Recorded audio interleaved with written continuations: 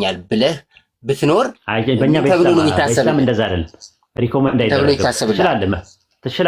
ትችላለህ፣ አትቀጣበትም። ክብርን ሳታገኝበት አታገኝበትም።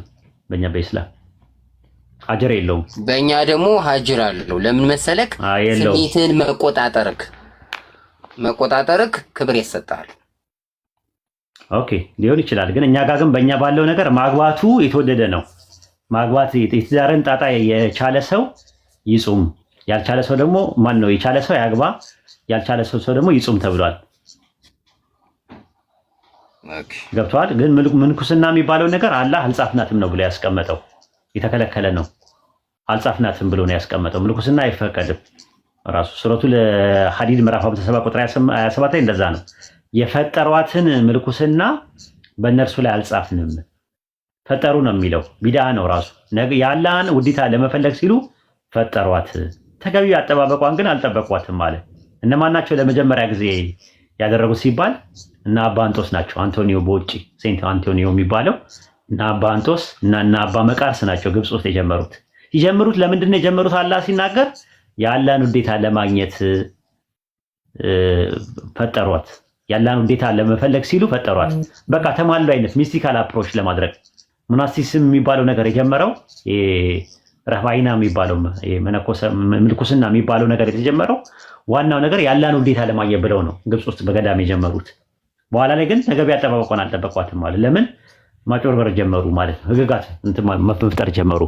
ሐላል ነው ሐራም ነው የሚል ነገር ህግ ማውጣት ጀመሩ። ለዛ ነው ሱረቱ ተውባ ምዕራፍ 9 ቁጥር 30 እና 31 ላይ ሊቃውንቶቻቸውና መነኮሳቶቻቸውን ከአላህ ሌላ አርባብ አድርገው ያዙዋል፣ ጌቶች አድርገው ያዙዋል። ለምን? የአላህ ጌትነት ነው ይሄ ነገር ሐላል ይሄ ነገር ሐራም ማለት የሚችለው። ነገር ግን መነኮሳቶቻቸው እንደዛ ማድረግ ጀመሩ። ፍትሐ ነገሥት የሚባል መጽሐፍ ያንን የተጻፈው መነኮሳቶቹ ናቸው ያዘጋጁት። ከዛ በኋላው ምንድነው በኮፕቲክ የነበረው ወደ አረብኛ ተረጎሙት። ከአረብኛ ወደ ግዕዝ፣ ከግዕዝ ወደ አማርኛ ያደረጉት ፍትሐ ነገሥት። በኋላ ላይ ደግሞ ተውት ሁሉም ማለት ነው። ኤኒዌይ ይመስላል። ስለ ስላሴ ትንሽ አንዳንድ ነገሮች እንድናወራ ፈልጌ ነበረ። አደከምኩ።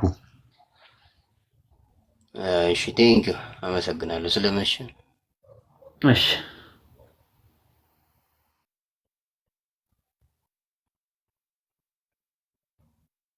በነገራችን ላይ አግብተሃል ነው እውነተኛ? አዎ አግብተህ ነው እንትን የምትለው? አለማግባት የተሻለ ነው የምትለው? አለማግባት እኮ በጣም ከባድ ነው። አለማግባት የተሻለ ነው የሚሉ ሰዎች ያላገቡ ሰዎች ናቸው። አባባሌ ማግባትም ከብዷል። አሁንማ እኮ ማግባትም ብርቅ ሆኗል። ግን ስሜትን መቆጣጠር ግን ከባድ ነው። ተዋሻላችሁ አለ አንድ ጓደኛችን እንደዚሁ ብዙ ጊዜ ያወራ ነበር እና መጨረሻ ላይ አገባ። ከዛ ወይ እናንተ ውሸታሞች ናቸው አለ። እኛ ምን አጠፋን ስንለው ጀነት ሰማይ ላይ ነው አላላችሁም አለ። አዎ አልነው። እዚሁ ነው ያለው አለ። እዚሁ ነው ያለው አለ። እናንተ አልነገራችሁኝም እስከዛሬ ድረስ እንጂ እዚሁ ነው ያለው አለ። እና ምን ለማለት ፈልጌ ነው ያላገባ ሰው ነው ብዙ ጊዜ ማግባት ምንም አይጠቅምም ምናምን ነገር የሚለው። ያገባ ሰው ጥቅሙን ያውቃል ትዳር ውስጥ ያለውን።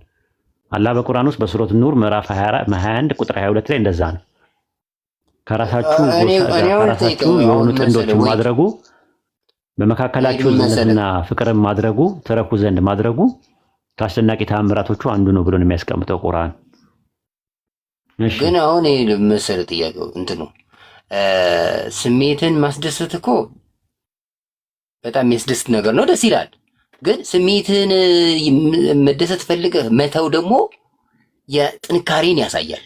ከዛ አንጻር እኮ ነው ክብር እሱ በሐራም የሆነ ነገር ሲሆን ነው። አሁን ለምሳሌ በሐራም በሆነ መንገድ ግን በሐላል የሚቻል እየተቻለ እንትን ማለት ምልኩስና አይፈቀድም በእኛ በኢስላም ሪኮመንድ የሚደረግንም ነገር አይደለም ምልኩስና ማለት ነው። ግን አለማግባት አንድ ሰው ይችላል። ስላላገባ ትቀጣለህ የሚል ነገር የለውም። አንድ ሰው ሳያገባ የሚኖር ሰው ሊኖር ይችላል። ግን ሪኮመንድ የሚደረገው በእኛ በኢስላም የኢማን ግማሽ የሚሞላበት ትዳር ነው ሪኮመንድ የሚደረገው የሚበረታታው ሙሳብ ነው። እንደዛ ነው ያለው ማለት ነው። እና ከዛ አንፃር ብታየው ጾም ራሱ እኮ ወሂድ ብትወስደው ጾምን የምትጾመው እኮ ለስጋ የምትፈልገው ነገር አለች። ግን ስትከለክላት ከአላህ ዘንድ አጅር ታገኛለህ አይደል? ምን ጾመው ለምንድን ነው? በእናንተ መጽሐፋችሁ ላይ ምንድን ነው? ለምንድን ነው ሰው የሚጾመው? የምጾመው ስጋ የምትፈልገውን ነገር ትከለክላታለህ። ስለዚህ የምትወደውን ነገር ለእግዚአብሔር ብለህ ትተዋለህ ማለት ነው። እሱ የለም መጽሐፋችሁ ላይ የለም። ለምን እንደምጾሙ የለም። እኛ ጋር ግን ሱረቱ በቀራ ምዕራፍ 2 ቁጥር 183 ላይ እንደዛ ነው። ለአለኩም ተጠቁን ነው የሚለው። ተቋ እንድታገኙ ነው የምጾሙት ነው የሚለው። እናንተ ያመናችሁ ወይ ጾምን በእነዚያ ከእናንተ በፊት በነበሩ ላይ እንደተጻፈ በእናንተ ላይ ተጻፈ። ለምንድን ነው? ምክንያቱም ለአለኩም ተጠቁን ነው የሚለው። ተቋ እንድታገኙ የሚጾሙ ብፁዓን ናቸው ይጠግባሉና ይላል እኮ። የለም ለምን? ምክንያቱም ለምን እንደሆነ አይታወቅም። እናንተ ከምን እንደምትጾሙ ለምን እንደምትጾሙና መቼ እንደምትጾሙ መጽሐፋችሁ ላይ የለም። ጾም የሚባል ነገር አለ መጽሐፋችሁ ላይ። ከምን እንደምትጾሙ ለምን እንደምትጾሙ ጾም ጸሎት አሁን ምን ያደርጋል መሰል? ጾም አጋንንትን ቁራኝነት ያላቀቃል። የለም እነዛ መጽሐፋችሁ ላይ የለም እኮ ነው የምነግርህ። አሁን ምንድነው ምናባዊ ነው። በእኛ በእስላም ያለ ጾምና ያለ ጸሎት ይሄ አጋንንት አይወጣም ብሎ የለ እንዴ ጌታ? እሱ ተጨማሪ ነው በነገራችን ላይ ወላሂ ስመ ወላህ አላህ ሸሂድ ነው። ቂያማ ቀን ማቴዎስ ወንጌል ምዕራፍ 17 ላይ ብዙ የሚያስለቅሰኝ ነገር የመጽሐፍ ቅዱስ እውነተኛውዬ በጣም ያናድደኝ የተጨመሩ አንቀጾች ተብሎ ግሪከኛው ላይ የሌለና አማርኛ ላይ የጨመራችሁት ማቴዎስ ወንጌል ምዕራፍ 17 ላይ ነው ያለው። በጸሎት ካልሆነ በስተቀር የሚለውን በጾም ብላችሁ ከታችሁበታል። ማቴዎስ ወንጌል ምዕራፍ 17 ላይ ነው። ጥቅሱን ላውጣልህ። በጣም የሚያሳዝን ነገር ነው። በጣም የሚያሳዝን እንደዚህ አይነት ነገሮችን በጣም ተለምደዋል። ላሳየኝ ግሪከኛውን ሁሉ አውጥቼ ማለት ነው። በቅንፍ አድርገው ነው ቁጭ ያደረጉት ራሱ ማለት ነው። ማቴዎስ ወንጌል ምዕራፍ 24 ምዕራፍ 17 ቁጥር 21 ላይ ይህ አይነት ነገር ከጾምና ከጸሎት በቀር አይወጣም አላቸው ይላል። በጣም የሚገርመው ነገር ማለት ነው። ኢየሱስ ለምን የጾመ ይመስላል 40 ቀን? እንትኑ ነው የተባለው ነገር ጭማሪ መሆኑን ልታየው ነው። ፋስቲንግ የሚለው ነገር ጭማሪ ነው። በቅንፍ ነው የሚያስቀምጡት። ለምንድን ነው እንደዚህ የሚያወጣው? አሁን ኢየሱስ ከመፈተኑ አሁን ጥያቄው ማለት አጋንንት ያወጣል እንትን ያልከው ምናምን ስላልክ ነው። አሁን ያልከው ነገር ኢየሱስ 40 ቀንና 40 ሌሊት ነው አይደል ጾመው? ከዛ በኋላ ነው የተፈተነው። አሁን አንተ 40 ቀንና 40 ሌሊት ፈተናዎችን ምናምን የምታለፈው የአጋንንት ውጊያ የምታልፈው ጾምን ስትጨምር ብቻ ነው። ጸሎት ብቻ አይደለም ያደረገው። ኢየሱስ የጾመው ለ40 ቀንና ለ40 ሌሊት ነው ከምግብ የተከለከለው አይደለ? ለምንድን ነው እንደዛ ያደረገው? ለ40 ቀንና ለ80 ቀን የጾመው ስትጾምና ስትጸልይ አጋንንትን ማሸነፍ ትችላለህ። አይደለም ሬቭሌሽን ሊቀበል ሲል ነው እንደዛ ያደረገው። ሙሴ ለምሳሌ ለ40 ቀንና ለ40 ሌሊት ጾሞ ነበር። አልበላም አልጠጣም አይደለ? ከዛ ማንን ተቀበለ? ከ40 ቀንና ከ40 ሌሊት በኋላ ቶራን ተቀበለ፣ ተውራትን ተቀበለ አይደለ? ኢየሱስም የናዝሬቱ ኢየሱስም ከ40 ቀንና 40 ሌሊት ሳይበላና ሳይጠጣ ከመጣ በኋላ ግን ቃልን ተቀበለ። ዮሐንስ ወንጌል 17:8 ላይ የሰጠኝን ቃል ሰጥቻቸው ወንጌል ተቀበለ። የአምላክን ወንጌል ማስተማር ጀመረ። በወንጌል እመኑ እያለ መጣ ይላል ማርቆስ ወንጌል ምዕራፍ 1 ቁጥር 15 ላይ። ስለዚህ ያ ነው ምክንያቱ። ጾምና ጸሎት ይህንን ክብር ያሰጣል፣ የእግዚአብሔር መንፈስ ይሞላብሃል አይልም? እናንተ እስቲ መጽሐፋችሁ ላይ ካለ አሳየኝ። ሙሴን ያመጣል። ሙሴ እኮ ቶራን ለመቀበል ነው አልኳ። ቶራን እናንተ 40 ቀንና 40 ሌሊት አይደለም ጾሙት። እናንተ ምንድነው የምታደርጉት? ከሌሊት ጀምሮ ትጾሙና ከዛ 6 ሰዓት ላይ ወይ 9 ሰዓት ላይ ከስጋና የስጋ ተዋጽኦ ከሆኑት ቅቤ፣ መጠጥ ምናምን ነገር እንትሉና ከዛ የነሱ የሚተካውን እነ ሽምብራ እነ ገብስን ምናምን እነ ሽምብራ አሳ ምናምን ቡፌውን በሳይክል ትዞሩታላችሁ። ይሄ ነው የእናንተ ጾም ማለት ነው። ጾም ማለት ግን ትርጉሙ የቃሉ ትርጉም ከምግብና ከመጠጥ መከልከል ነው። የቃሉ ትርጉም ራሱ እንጂ ጾም ማለት ስጋና የስጋ ተዋጽኦን ተከልክሎ የሱ ምትክ የሆኑትን ጥራጥሬዎችን መብላት አይደለም። እንደዚህ አይነት ነገር የሚል ፍቺ የለውም። በባይብልም በታሪክም ውስጥም የለም። ያ ነው ስለ ጾም ያለው ነገር። በእናንተ መጽሐፍ ላይ ቅቤ በማጣት ከሳ ስለሚል ቅባት ምግቦችን ቅቤ ብቻ አይደለም ራሱ በወይን ይላል፣ በእንጀራም ይላል የከሳው። ስለዚህ እንጀራ መብላት ክልክል ነው ማለት አይደለም። አጠቃላይ ምግብ የተከለከለ ነው ራሱ። ቅቤ ብቻ ሳይሆን እንዳጠቃላይ ሙሉን ነው ያከሳኝ። ዳንኤል ላይ ማየት ትችላለህ፣ መዝሙረ ዳንኤል ላይ ማየት ትችላለህ።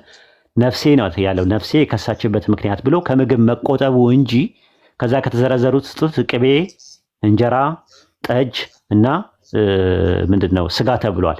ያ ማለት ግን በጾም ወቅት ምንም ነገር አይበላም ለማለት ተፈልጎ እንጂ የስጋ ተዋጽኦ የሆኑት ነገሮች ተፈቅደው ተከልክለው የስጋን የሚተኩ ነገሮች ጥራጥሬዎች የተፈቀዱ ናቸው ሐላል ናቸው ማለት አይደለም።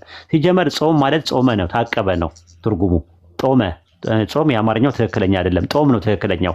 ባይብላችሁ ላይ ብትመለከቱ ጾም የሚል ቃል አታገኝም። ጾም ነው የሚለው። ኢየሱስ ጾመ ነው የሚለው። መጦም ማለት መከልከል ማለት ነው፣ መታቀብ ማለት ነው። የአረብኛው ቃል ሲያም የሚለው ቃል ራሱ ተመሳሳይ ነገር ነው። መርየም ዝምታን ተስያለሁ ስትል ለዛ የሚጠቀምበት ቃል ሲያም ብሎ ነው የሚያስቀምጠው። አረብኛ ጦም ብሎ ነው የሚያስቀምጠው። ስለዚህ ዝም ማለትና ከአንድ ነገር መታቀብና ከመጠጥና ከምግብ እንትን ሱረቱ በቀራ ምዕራፍ 2 ላይ ቁጥር 184 ላይ እንደዛ ነው የሚናገረው። ከፀሐይ መውጫ እስከ ፀሐይ መጥለቂያ ከምግብና ከመጠጥ መከልከል ነው። ነጩ ጥቁር ከቀኙ እስኪሆን ድረስ ብሉ። ከዛ በኋላ ከለየ በኋላ ከፀሐይ መውጫ እስከ ፀሐይ መጥለቂያ ድረስ መከልከል ነው። አላህ ነው በቁርአን የነገረን። መቼ መጾም እንዳለብን ነግሮናል። ረመዳን ወር በሚባሉ ላይ ቁርአን በወረደበት ተብሎ ተነግሮናል። ቀጥሎ ደግሞ ከምን መጾም እንዳለብን ነግሮናል። አጠቃላይ ከምግብና ከመጠጥ ነው። ለምንጾመው ለምንድን ነው? ለአለኩም ተጠቁም ነው የሚለው። ምን ማለት ነው? ተቋዋ እንድታገኙ ብሎ ነው ያስቀም። በእናንተ መጽሐፍ ግን ጾም የሚባል ኮንሴፕት አለ። ግን ለምን እንደምትጦሙ መቼ እንደምትጦሙና ከምን እንደምትጦሙ በግልጽ የተቀመጠው ነገር የለም በእናንተ መጽሐፍ ላይ። ኧረ አለ የለም። እስቲ አሁን ባይብል ላይ አውጣና ሰይ ለምን እንደምትጦሙ። ባይብል አሁን ለምሳሌ የባይብሉን ምን ይዘን መሰለ ቅቤ ማንበላው ስጋዬን ነፍሲስ ቅቤን ከማጣት የተነሳ ከሳች ይላል። እሺ ወተት እነዛ ደግሞ በጥሬ ብቻ ይጾሙ ጥሬ ብቻ በሉ የነገስታቱን ምግብ ንቀው እነ ማን ናቸው ስማቸው? ሶስቱ ልጆች አናንያ ዛሬ የሚሳኤል እነሱ ናቸው መሰለኝ አይደል? እንትን ያሉት የጾሙ እነሱ አናንያም ዛሬ ስለ ጾም ያወራሉ። እነሱ እንትን ብለዋል። ጾመዋል አልጾሙም የሚል ነገር አለ። የሆነ የእነሱን ምግብ ላለመብላት እሱ ለጣዖት እንትን ያለውን ነው። ለጣዖት እዛ ቤተ መንግስት ውስጥ የነበረው ምግብ ስላልፈለጉ ነው። በጥቅሉ ለጣዖት የተሰዋውን አለመብላታቸውን ነው የሚያሳየው እንጂ ስለ ጾም አያወራም። ዳንኤል 3 ላይ ያለው አናንያ ዛሬና ሚሳኤል ስለነሱ ከሆነ መታወሪያ በአጭሩም መሰለክ ዞሮ ሰውነትህን ለመቅጣት ስለሆነ የምትጾመው መልሰህ የሚያጠነክርልህን ነገር አትበላም። ጾም ማለት ሰውነትን መቅጣት ነው የሚል ነገር የለም። ካለ ታመጣለህ ነው እንጂ አታገኝም። ባይብል ላይ እንደዛ አታገኝም። ዳንኤል ምዕራፍ 10 ቁጥር 3 ላይ ያው ማለፊያ እንጀራ አልበላውም፣ ስጋና ጠጅም በአፌ አልገባም፣ 3 ሳምንት እስኪፈጸም ድረስ ዘይትም አልተቀባውም አለ።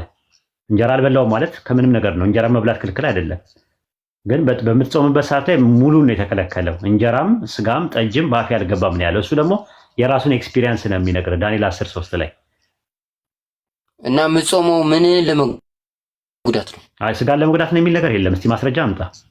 እንደዛ ነው ለምን ተጠቁን ነው የሚለው ቁርአን እኮ። ለምን እንደምትጾሙ እኮ ማስረጃ የላችሁም እኮ እናንተ የምትጾሙበትን። ይሄ ነው ማስረጃ መጽሐፋችሁ አይናገርም። አይ በእናንተ ምንድን ነው ዳንኤል 10:3 እኛ ምን ጾመው ተቋዋ ለማግኘት ነው። ተቋዋ ታገኛላችሁ ተብሎ የተነገረ ሱረቱ በቀራ ምዕራፍ 2 ቁጥር 183 ላይ ተቋ ምንድን ነው? አላህ መፍራት አላህ ፍራቻን ለማግኘት ዋናው ምክንያት ሲረብህ እኮ ትሁት ትሆናለህ፣ ጭምት ትሆናለህ ምናምን። እሱ ያንተ ሎጂካል ነው። ሎጂኩን ነው የምታስቀምጥልኝ። መጽሐፋችን ላይ ያለውን ነገር ነው ያስቀመጥኩልህ። ስትጾም እሱማ ይደክማልም እኮ። ስለዚህ ጾመው ለመድከም አይደለም፣ ስጋን ለመቅጣት አይደለም። እንደዛ የሚባል ፕሪንሲፕል የለም። እና እግዚአብሔርን ታስባለህ በዛው ለእግዚአብሔር ብለህ ስለዚህ እሱ አሁን የአምላክን ተቋዋ ለማግኘት ነው። የአምላክን ፍራቻ ለማግኘት ወይም ደግሞ ያለህን ፍራቻ ለማግኘት ተቋዋ በእናንተ ፈሪሃ እግዚአብሔር የሚባለው ለማግኘት ነው እኛ የምንጾመው። እናንተ ግን የምጾሙበት ከዚህ አንጻር ነው የምጾሙት የሚል መጽሐፋችሁ ላይ የለም። ከዛም ባሻገር ደግሞ አጋንንትን ይመታል ጾም። እንግዲህ እኔ አጋንንትን ጾም ይመታል የሚል ነገር መጽሐፋችሁ ላይ አላየሁም። እኔ ካለ ታሳየኛለህ። ያለ ጾምና ያለ ጸሎት ይህ አብሮ አደግ ጋኔን አይወጣም ብሏል ጌታ። እንግዲህ እሱ ደግሞ ጭማሪ ነው አልኩ። አላህ ሸሂዴ ነው። የቂያማ ቀን ታዩታላችሁ። ማቴዎስ ወንጌል ምዕራፍ 17 ቁጥር 21 ላውጣልህ። ግሪከኛው ላይ የሌለ በኢንተርሊኒየር ላይ በቅንፍ እንዳስቀመጡት ላሳይ። ላውጣልህ ይሄንን ነገር ጉድህን ታያለህ። ላውጣልህ ትፈልጋለህ ወይስ ታምነኛለህ? እኔን ማለት አይኑ አንተ ያልከው ግሪክ ላይ እንደሚኖር አምናለሁ፣ ግን እኛ እጃችን ላይ ያለውን መጽሐፍ ነው ምናምነው እኮ። እሱ ነው እኮ የምልህ እኮ የተጨማመሩ ነገሮች አሉ፣ እንትን ያሉ ነገሮች አሉ። ቢያንስ ስለ አጋንንት ማውጣት አይደለም ጥቅሱ የጠቀስከው ላይ የሚለው። ጥቅሱ ግን ማቴዎስ 17:11 ላይ ያለው ግሪከኛው ላይ የሌለ ግን ኢንተርሊኒየር ላይ በቅንፍ ያስቀመጡት ነው። ወላይ ካዘንኩባቸው ጥቅሶች መካከል አንደኛው ይሄ ነው። ቆይ ላሳይህ ሀቢቢ። እንካ ልክፈት አንዴ። ማሳየቱ ጥሩ ነው፣ ህዝብ እያየው ኢንተርሊኒየር ላይ። እሺ ባይዘው ቪዲዮ ይታያል። ይታያል እዚህ ጋር ማቴዎስ ወንጌል ምዕራፍ 17 ቁጥር 21 ላይ ነኝ ያለሁት። ልክ እንትኑ ላይ ሲደርስ በቅንፍ ያደርገዋል። ይታያል። ቅንፉ ይታያል ከላይ ቱ የሚለው ቱ ማለት በግሪከኛ ዚስ ማለት ነው። ይህ አለ ሙሉን ማቴዎስ ወንጌል 17:21 ላይ የለውም። በጾምና በጸሎት ካልሆነ በስተቀር አይወጣም የሚለው ነገር የለም። ይታያል። ቅንፍ እነዚህ ሶስት ባህሪያቶች በፍጹም ከጊዜ በኋላ የተጨመረ ነው ይሄ ነገር። ይሄው በቅንፍ አላህ ሸሂዴ ነው የቂያማ ቀን በዋሽ ማለት ነው። በሰው መጽሐፍ ላይ ብቻ መዋሸት አንድ ቀን ስትዋሹ ከዋሻችሁ አንድ ሰው ቼክ አድርጎት እውነት ሆኖ ካላገኘው ዲናችሁንም ነው አብራችሁ ይዛችሁ የምትሸረሽሩት። ስለዚህ በእስላም መዋሸት አይፈቀድም። ከሰሎሞን ፋላሲ መስራት አይፈቀድም። ቁልሞ ማይጸጽ ማጸጽ ማለት ነው። ያለውን ነገር ነው የተናገርኩት። ይሄን ማለት ኢንተርሊኒየር ላይ ነው የተጨመረው። ይሄ ነገር እንደዚህ አይነት ነገሮች አሉ። ኤኒዌይ ስለ ጾም ነገር ያለው ነገር ያለው ለምን አትረጋጋም? ቪክቶር የምትባለው ቸርች እያለቀብኝ ስለሆነ ነው። ጠይቄ ልውጣ። እሺ በቃ እውነተኛው ነው። ጨርሰናል። እሺ ጠይቅ እስቲ። በእናንተ አስተምሮ ማለት ነው በሰማይ እንትን አለ ብለኛል። መግባትና መጋባት ማለት ነው። መዘወጅ አለ። እኛ ግን እንደዛ የሚል የለም ነው የሚልህ። እኔ ማስረጃ ልስጥህ ያልኩ ነው። አንዴ ትቀበለኛለህ? አይ ችግር የለም። አደምና ሐዋ በእናንተ የት ነበር የሚኖሩት የነበረው ቪክቶር? ገነት። እሱማ ገነት ነው። ገነት ውስጥ ያሉ ኦርቶዶክስ ነህ ቪክቶር? አዎ ኦርቶዶክስ ነኝ ብራዘር። ምን ነበሩ አዳምና ሔዋን በገነት እያሉ? ወንድና ሴት ነበሩ። ባልና ሚስት ነበሩ? ኖ ወንድና ሴት ነበሩ ነው የሚለው። እንደማይጋቡ ግን ማለት ነው።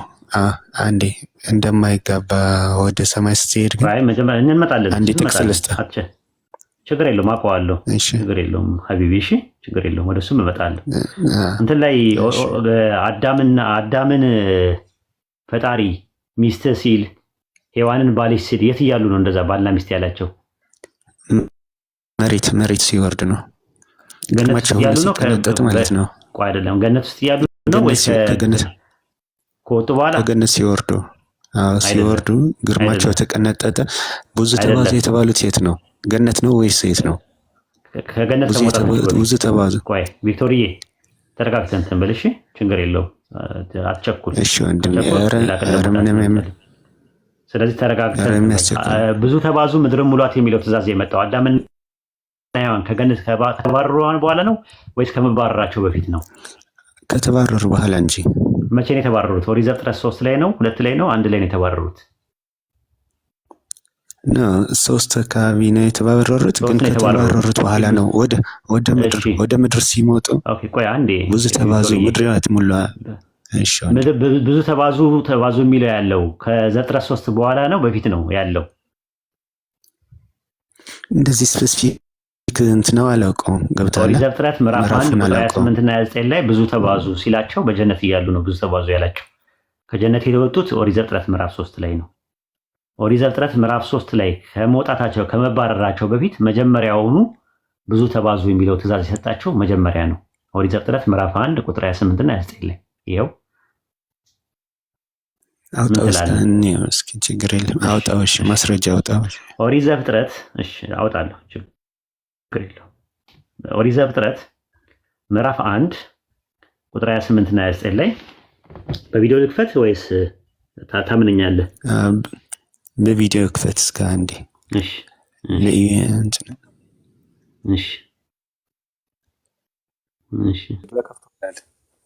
ቁጥር 28 ላይ እግዚአብሔር ከፈተ። እሺ ቁጥር 28 ላይ ይታያል እዚህ ጋር ኦሪት ዘፍጥረት ምዕራፍ 1 ቁጥር 28 ላይ ያህዌም ባረካቸው። እግዚአብሔርን በትልቁ ላድርገው፣ በትልቁ አድርጉት።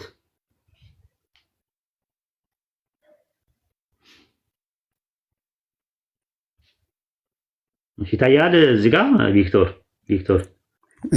በሙሉ አይታይም። ኦኬ አሁን ከፍ እስከ አድርገው። ምዕራፍ ስንት ነው? ምዕራፍ 1 ቁጥር 28 ቀጥልሽ። ያህዌም ባረካቸው እንዲህም አላቸው፣ ብዙ ተባዙ፣ ምድርም ሙሏት፣ ግዟትም፣ የባሕር ዓሦች፣ የሰማይ ወፎችን፣ በምድር ላይ የሚንቀሳቀስ ሁሉ ግዟቸዋል። ይህንን ነገር ከጀነት ከመባረራቸው በፊት ነው ወይስ ከተባረሩ በኋላ ነው? ምድርን ሙላት እያለ እኮ ነው ኡስታዙ። ገብቶሃል? ሰማይን ምድሩን ገባኝ። ግን የት ነው መቼ ነው ያሉት? ከተባረሩ በኋላ ነው ወይስ ከመባረራቸው በፊት ነው? ከተባረሩ በኋላ ነው ወይስ ከመባረራቸው በፊት? የተባረሩት መቼ ነው? ስንት ላይ ነው የተባረሩት? ወንድሜ ምድርን ሙላት እያለ እኮ ነው። ገብቶሃል? ችግር የለውም። ምን ማለት እንደሆነ አስረዳሃለሁ። ግን ብዙ ተባዙ ምድርን ሙላት የሚለው ትእዛዝ የመጣው ከጀነት ከመውጣታቸው በፊት ነው ወይስ ከወጡ በኋላ ነው? ከወጡ በኋላ እንጂ። የት አለ የወጡት? ስንት ላይ ነው? ምዕራፍ ስንት ላይ ነው የወጡት? እና ስማኛ ነው ከዛ እንትን መነሳት ትችላለህ። ከጥቅሱ ጀምር። እሺ ምዕራፍ እግዚአብሔር ባረካቸው ላይ ነው የወጡት። ቪክቶሪዬ አታዳምጥም እንዴ? እና ስማኛ ምዕራፍ ስንት ላይ ነው የወጡት? ከገነት ከወጡ በኋላ ነው ስላልክ እኮ ነው ቪክቶሪዬ። ስፔሲፊክ ቦታው አላውቀውም እያልኩ እኮ ነው። ነገር ግን ከጥቅሱ ስትረዳው ግን አዳምና ሔዋን ከጀነት የወጡት መቼ ላይ ነው? ቆይ አንድ የተረጋጋ ወደ ሰፊውንልኝ እባክህ ማለት እስከመጨረሻ ድረስ ባወራ ስለምፈልግ ነው። ኦሪት ዘፍጥረት ምዕራፍ 3 ቁጥር 23 ላይ ነው ከገነት የወጡት አይደለ? 3:23 ላይ ኦኬ። አዳምና ሔዋንን ብዙ ተባዙ ያላቸው መቼ ነው? ከገነት ከመባረራቸው በፊት ነው ወይስ ከተባረሩ በኋላ ነው? አሁን እኔ የምልህ እኮ ማለት ምዕራፉ ምን ያደርግልሃል? ምድሩን ሙሉ ሲካል ወደ ምድር ወርደዋል፣ ወደ መሬት ወርደዋል ማለት እኮ ነው። ወደ መሬት ወርደዋል አለመውረዱም አሁን ሌላ ጉዳይ ነው። አዳምና ሔዋን ከገነት የወጡት ኦሪት ዘፍጥረት ምዕራፍ 3 ቁጥር 23 ላይ ነው። ብዙ ተባዙ የሚለው ትእዛዝ የመጣው ዘፍጥረት 1:28 ላይ ነው። አዳምና ሔዋን ከጀነት ከወጡ በኋላ ነው ወይስ ከመውጣታቸው በፊት ነው ብዙ ተባዙ የሚለው ትእዛዝ የመጣው? እና በቃ እሱ ይቆይልህና ማለት ነው። አይቆይም እንደዛ ብሎ እንዳብራራ ለምን እንደዛ እንዳብራራ ቪክቶር፣ እኔ ጋር ይኸውልህ እንደዛ አይነት ነገር አይቻልም። ካልፈለግክም ነው መተው ትችላለህ። ነገር ግን ሐቁን መጀመሪያ ተቀብለ ነው ወደሚቀጥለው ስቴፕ የምትሄደው። አዳምና ሔዋን ብዙ ተባዙ የተባሉት ከገነት ከመባረራቸው በፊት ነው ወይስ በኋላ ነው? ይሄንን ነገር ጨርስ መጀመሪያ። በቃ ከተባረሩ በኋላ እኮ ብያለሁ። ከመባረራቸው በፊት ነው። ዘፍጥረት 1:28 ላይ እሺ ስማኝ። እሺ አዳምና ሔዋን ሰማይ ቤት ሆነው ማለት ነው ማለት መግዛት ይችላሉ። እነዛ የሚገኙ አሳዎች ከተገኙ ማለት ነው። ይኸውልህ እኔን አታውቀኝም ማለት ነው። ጥያቄ እየመለስኩልህ እኮ ነው። እንደዛ አይደለም። መጀመሪያ ትጨርስ ነው ወደ ሌላ ነገር። እንደዛ አይደለም። እኔ አባሮሽና ኩኩሉ አልጫወትም ከሰው ጋር። ሲሪየስ ነው። 1600 ሰው እያዳመጠ ነው ያለው። ሰው ተምሮ መሄድ አለበት። አዳምና ሔዋን ብዙ ተባዙ የሚለውን ትእዛዝ የተሰጣቸው ከጀነት ከመባረራቸው በፊት ነው ወይስ ከተባረሩ በኋላ ነው? ይሄ መልስ። አሁንም ደግሜ እየመለስኩልህ እኮ ነው። ከጥቅስ መሰረት ከተነሳማ ወደ መሬት ሲወርድ ነው። ምድርን ሙላት ካለ ብዙ ተባዙ የሚለው የመጣው መቼ ነው? ብዙ ተባዙ የመጣው የሚለው መቼ ነው? በገዛ ኃጢአታቸው ወደ ምድር ከመጡ በኋላ የሚሌቱ ጋር ነው ያለው። እዛ እኮ አለልህ። ይኸው እግዚአብሔር ባረካቸው እንዲህም አላቸው። ባረካቸው የሚለው አይ በጣም ከባድ ነው። 28 እሺ ቀለል አድርግልህ። እንደው አሁን ቀለል አድርግልህ ባልሽ ፈጣሪ ቆይ ቀለል አድርግልህ። እዛው ላይ ባልሽ እያለ ፈጣሪ ባልና ሚስቶች የሚለው ነገር እያወራ ያለው ጀነት ውስጥ እያሉ ነው ከጀነት ከወጡ በኋላ ነው? ባልሽ አይላትም። እግዚአብሔር ምን ይላል መሰለህ? ቆይ አንዴ እባክህ ቪክቶሪዬ ወደ ሰፊ ብትሆንልኝ ደስ ይለኛል። ወደ ባሻውን ክብኝ እኮ ሰፋ አድርገው አንዳንዴ ራስህን እስቲ። መጽሐፈ ኩፋሌ ምዕራፍ 4 ቁጥር 6 ላይ እርሱም አለ አዳም ስልክ ቀይሬ ልምጣ እዚህ ላይ የለኝ። እሺ ልለዋወጣችሁ። እሺ እስከምትለዋወጣው ድረስ እኔ ልንገረውና ከዛ አንተ ደግሞ ታሳያቸዋለህ ከፍተህ። መጽሐፈ ኩፋሌ ምዕራፍ 4 ቁጥር 6 ላይ እርሱ ይላል ማለት አዳም ልክ ከእንቅልፉ ሲነሳ ከኔ ከባሏ ተገኝታለችና ይቺ አጥንት ከአጥንቴ ስጋዬ ከስጋዬ ናት፣ እርሷም ሚስት ትሆነኝ አለ። ስለዚህ ባልና ሚስት አንድ አካል ይሆናሉ ያለ። ይሄ ነገር የተነገረው በጀነት ውስጥ እያሉ ነው ከጀነት ከወጡ በኋላ ነው? ከገነት ከወጡ በኋላ ነው። ይሄም ከእንቅልፉ የተነሳው አዳም ከስጋ ስጋ ከአጥንት ሔዋን እኮ ያለው መቼ ነው ሲፈጠር እኮ ወንድና ሴት ነበሩ ነው የሚለው እንጂ ባልና ሚስት አልነበሩ። የጠየኩህን ጥያቄ መልስልኝ። አይ ቆይ እንትናዬ ከስጋ እሱ ከኔ ከባሏ ተገኝታለችና ይቺ አጥንት ከአጥንቴ ስጋዬም ከስጋዬ ናትና እሷ ሚስት ትሁነኝ ያለው መቼ ነው? ጀነት ውስጥ እያሉ ነው ወይስ ከጀነት ከወጡ በኋላ ነው? ከስጋ ከአጥንት አጥንት ያለውማ ገነት ነው። ያኔ ሚስት ትሁነኝ እኔም ባሏ ልሁናት ያለው ባልና ሚስት የሚለው ቃል የመጣው መቼ ነው? ምን አልከኝ? ባልና ሚስት እሷ ሚስቴ ናት እኔ ባሏ ነኝ የሚለው ነገር ጀነት ውስጥ እያሉ ነው ወይስ ከጀነት ከወጡ በኋላ ነው? ኧረ ከመሬት በኋላ ነው። በእኛ ሃይማኖት ምን አለ መሰለህ፣ አንዴ በቃ ለህዝቡ ልተውና፣ አይ ቆይ ችግር የለውም ለህዝቡ ልተውና እኔ ማስረጃ ልስጥህ። እሺ አራት ስድስት ላይ ተረጋጋ። በቃ አይ አንዴ ተረጋጋ። ማስረጃ ልስጥህ። ተጻፈኩፋል። አንዴ ተረጋጋ ቪክቶሪዬ፣ ተረጋጋ አንዴ። እሺ ምንም ችግር የለውም። አለማወቅ ብቻ ሳይሆን ድፍረትን በጣም ሳላደንቅ አላልፍም። ያለ እውቀት ማውራት በጣም የሚደነቅ ነገር ነው። ደፋር እውቀት ማለማወቅ ደፋር እንደሚያደርግ ያየሁት ባንተ ነው። ችግር የለውም። መጽሐፈ ኩፋሌ ምዕራፍ 4 ቁጥር 6 ላይ ጃቢሮ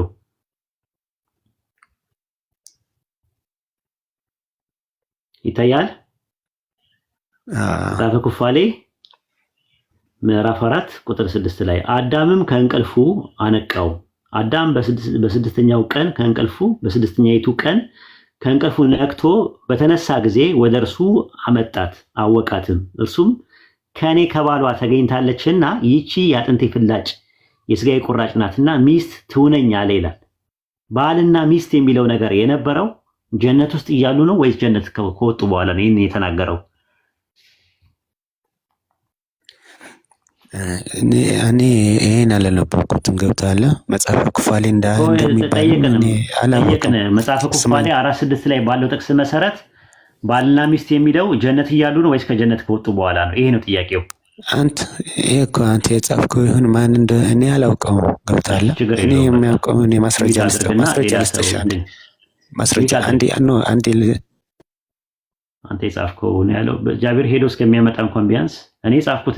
ለጃቢር ነው የምጽፍለት እኔ ጃቢሮ እኔ ነኝ ጻፍኩት አይደል? አንተ ባነነብን ኡስታዝ ባነነብን እኔ ጽፍ ሰውየው ግን ጤነኛ አላቅም ነው የሚባለው። አላቅም እኮ ማንንም አልገደለም። በጣም ነው የሚገርመው። አላቅም ቢል ምንም ግን ኡስታዝ ጥያቄ ያለኝ በክርስቲያኖች ገነት ዙሪያ ማለት የክርስቲያኖች አምላክ ለክርስቲያኖች የሚፈልጉትን ነው የሚሰጠው ወይስ እሱ የሚፈልገውን ነው የሚሰጣቸው? ሰላም አለይኩም። በጣም ከባድ ጥያቄ ነው። ሃርድ ኮፒውን እናሳያቸው እንዴ? 80 ወአለይኩም ሰላም ወራህመቱላሂ ወበረካቱ። ቤትሻ እንደዚህ አይነት ኢግኖራንስ ያው በአፕሊኬሽን ካልሆነ በመጽሐፉን ከባድ ነው። እንደዚህ አይነት ሰዎች ማስተናገድ እንትን ደፋር ያደርጋል። ማን ነው ወሂድ? ምንድነው መሰለህ ካሁን እኛ ጋር መግባት መጋባት የሚለውን ነገር መቀበል ማንችለው፣ አንደኛ ኢየሱስ ማግባት መጋባት የለም ማለት፣ ሁለተኛ አዳምና ሔዋን ኩፋሌ ላይ ያለውን እስኪ ንገረን አንተ። እውነተኛ ኩፋሌ ላይ 7 ዓመት ሲኖሩ ኩፋሌ ላይ ራሱ አለ እኮ ልጅ አልወለዱም እኮ። ባልና ሚስቶች ናቸው። ባልና ሚስት ናቸው ግን ልጅ የለም። አይ ባልና ሚስት የተባሉት ጀነት ውስጥ እያሉ ነው ወይስ ከጀነት ከወጡ በኋላ ነው? ጀነት ውስጥ ነው። በጣም አመሰግናለሁ። በቃ እኔ እንደዚህ ነው በሀቅ የሚናገር ሰው ነው የምፈልገው። እሺ ቤቴ ላይ ግን አልወለዱም። አሁን ጋባት አወቃት የሚለውስ ምንድን ነው? ካወቃት የታለ ልጅ? ኖ ሁዴ ስትላወቃት ልጅ ይኖራል ማለት አይደለም። አወቃት የሚለውማ የአጥንቱ ፍላጭ መሆኗን አወቃት ሊሆን ይችላል። አይደለም እንደዛ አይደለም። 94:1 ላይ አዳም ሚስቱን ሔዋንን አወቃት ይላል። አንዴ ለቪክተር እናሳየው ትልቁ ላይ አድርገኝ። ኢግኖራንሱን እስከ መጨረሻው ተንጣፎ ሲወጣለት ማን እንደጻፈው ያኔ ያያል። እሺ እኔ ማድረግ አልቻልኩም በትልቁ። ኦኬ ቪክተር አንዴ ላጽዳው ካሜራውን። ይሄ ማ መጽሐፍ ነው? ይሄ ማ መጽሐፍ ነው? የብሉይ ኪዳንና አዲስ ኪዳን መጽሐፍ የኦርቶዶክሶች ነው አይደለ? መቃቢያን አለው፣ የዮዲት ኩፋሌ ሁሉም አለው። ኩፋሌ ይኸው ይታያል አይደል? አዎ። እሺ ኡስታዝ ወሂድ ምን አለ? ብዙ ማስረጃ አመጣለህ፣ አልሰማህም? እዚህ ጋር አዳምን በስድስተኛው ቀን ከእንቅልፉ ነቅቶ በተነሳ ጊዜ ወደ እርሱ አመጣት፣ አወቃትም። እርሱም ከእኔ ከባሏ ተገኝታለች፣ ይህች አጥንት ከአጥንቴ ስጋዬም ከስጋዬ እርሷ ሚስቴ ትሁነኝ። መጽሐፈ ኩፋሌ። ስለዚህ ይሄን ማን እንደጻፈው በቃ እሱን ነው። ጨርሻለሁ። እሺ ሶሪ ላውራ። ቤተልሔም ለአንቺ አንድ ጥያቄ አለኝ። እኔ ማስረጃ ላሳይን የመጣሁት እንዴ? ገባኝ እኮ በዚህ ባሳየሽኝ ማስረጃ አንቺ ራስሽ ታምኝበታለሽ ልልሽ ነው። ማመን አይጠበቅባትም። ቴዎሎጂ ነው። ቁራናችሁ እመኑ ይላችኋል። ቁራናችሁ የእናንተ ቁራን በዚህ መጽሐፍ ብታምኑ ያስገዳችኋል። እስቲ የቱ ጋር ነው? ጥቅስ አምጣ። እሺ ላምጣልህ። አውጣ። ምን ላይ? ምዕራፍ ስንት ቁጥር ስንት? ልብ አድርጉ። በዚህ መጽሐፍ ነው ያለው። ሱረቱ አልነሳ አውጣ። አነሳ የሚባል አላውቅም እኔ። አታውቅም? እኔ ላውጣልሽ። አነሳ የሚባል ነገር የለም። ስሙን አነሳ አላልኩም፣ አልነሳ ነው ያልኩ። አውጣ። አልነሳ የሚባል የለም።